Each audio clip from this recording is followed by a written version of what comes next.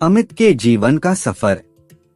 कहते हैं गरीब पैदा होना कोई बुरी बात नहीं होती, लेकिन गरीब मर जाना सबसे बुरी बात होती है। इसी विचार से प्रेरित अमित बचपन से ही पढ़ाई में और उन सभी चीजों में जी जान से मेहनत करता आया था जिनकी वजह से वो ज्यादा पैसे कमा पाए। उसने अपना पूरा बचपन गरीबी और आवश्यक चीजों की कमी में गुजारा था, लेकिन वो हार मानने वालों में से नहीं था। अगर सही दिशा में मेहनत की जाए तो मेहनत रंग जरूर लाती है। अमित भी पढ़ लिख कर इस काबिल बन गया कि उसे किसी अच्छी मल्टीनेशनल कंपनी में नौकरी मिल सके और उसे एक अच्छी नौकरी मिल भी गई। अमित ने एक एक करके अपने सपने पूरे करने का सफर शुरू किया। पहले छोटे छोटे सपने पूरे किए, फिर सही उम्र होने की वजह से शादी कर ली। अगले ही साल एक सुंदर बच्चे का बाप भी बन गया। लेकिन इन सब में उसके सपने पूरे करने का सफर रुक गया। उसे इस बात का कोई मलाल नहीं था, लेकिन बचपन से लेकर जवानी तक उसका एक बहुत बड़ा सपना एक अच्छी बड़ी कार लेने का वह हमेशा उसके दिमाग में चलता रहता था। बचपन से लेकर आज तक जब भी वह किसी अच्छे कार को रास्ते से गुजरते हुए देखता तो पल भर के लिए वहीं पर रुककर उसे ताकता रहता था।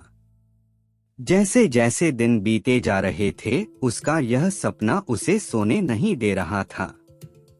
उसने इस सपने को पूरा करने की ठानी और थोड़े थोड़े पैसा जमा करना शुरू किए। कुछ वर्षों में उसने इतने पैसे जमा कर लिए कि वह अपने सपनों की कार ले सके। और एक दिन वह सारे पैसे समेटकर उस कार को अपने घर पर ले आया। उस कार में बैठकर उसे लगता कि उसने जीवन में कुछ बड़ा हासिल कर लिया है। उसे जीत की संतुष्टि मिलती जो कुछ हासिल करने पर मिलती है। वो जितना प्यार अपने 5 साल के बेटे के साथ करता उतना ही प्यार अपनी कार से भी करता था। हर दिन खुद अपने हाथों से कार को धोता और उसके है पार्ट को अच्छे से चेक करता। एक दिन वो अपनी कार को धो रहा था, साथ में उसके 5 साल का बेटा भी कार के आगे पीछे खेल रहा था। अचानक उसे कोई आवाज सुनाई दी। उसने कार के उस तरफ जाकर देखा जहां उसका बेटा कार पर पत्थर से खरोच रहा था। अमित को लगा जैसे उसका सर गुस्से से फट जाएगा। उसने बेटे को हाथ को काफी जोर से पकड़ा और उसे बुरा भला कहने लगा। बच्चा दर्द के मारे रोए जा रहा था, लेकिन अमित का गुस्सा शांत नहीं हो रहा था। 2-3 मिनट बाद जब उसने बच्चे का हाथ छोड़ा तो उसे समझ में आया कि ज्यादा जोर लगाने की वजह से बच्चे की हाथ की उंगली टूट गई। जैसे ही अपनी गलती का एहसास हुआ वह अपने बच्चे को लेकर अस्पताल गया। बच्चे की उंगली टूट जाने की वजह से प्लास्टर बांध दिया।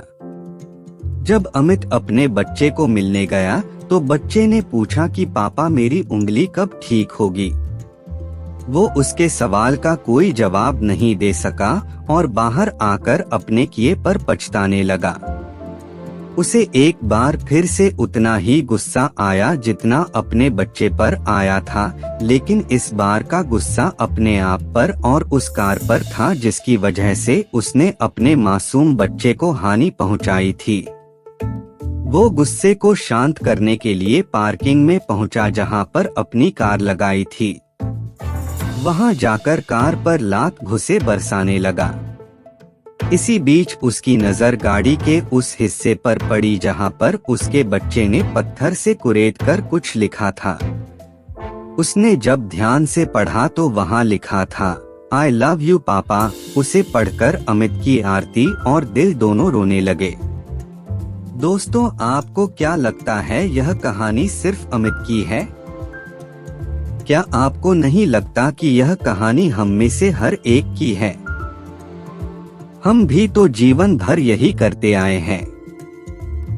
हम जीवन भर उन चीजों के पीछे भागते हैं जिनकी हमें चाहत है, चाहे वह हमारे लिए इतने महत्वपूर्ण ना हो, और ऐसी चीजों के लिए हम अपने जीवन की उन महत्वपूर्ण चीजों को नजरअंदाज कर देते हैं या खो देते हैं जो हमें आशीर्वाद के रूप में मिली होती है और कितना भी पैसा खर्चा करने से भी वापस नहीं मिलती है।